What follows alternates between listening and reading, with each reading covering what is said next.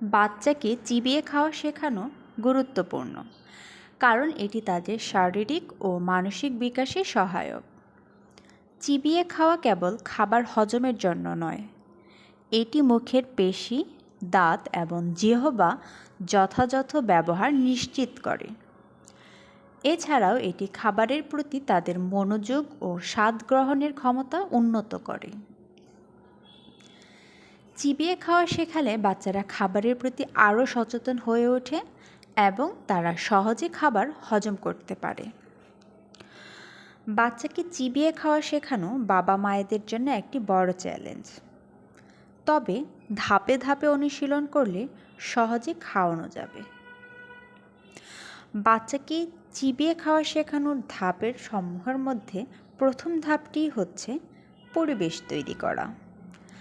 বাচ্চার জন্য আলাদা থালা, বাটি, গ্লাস এবং ফিডিং চেয়ার দিন। বাচ্চাকে খাওয়ানোর রুটিন তৈরি করুন। 2 নম্বর হচ্ছে খাবারের ধরন পরিবর্তন করুন। প্রথমে শিশুকে তরল খাবার দিন এবং ধীরে ধীরে তার খাবারের ঘনত্ব বাড়ান। 3 নম্বর হচ্ছে মজা করুন। খাওয়ার সময়টা মজা করে দিন, যাতে বাচ্চা খাওয়ার প্রতি আগ্রহী থাকে। ছোট খাওয়ার গেম অথবা গল্পের মাধ্যমে এই প্রক্রিয়া আরও উপভোগ্য করা যেতে পারে। মডেলিং করুন। আপনার দাঁত, জিহ্বা এবং ঠোঁট দিয়ে বাচ্চাকে চিবানোর অঙ্গভঙ্গি দেখান। স্পর্শের মাধ্যমে বাচ্চাকে শেখার সুযোগ দিন।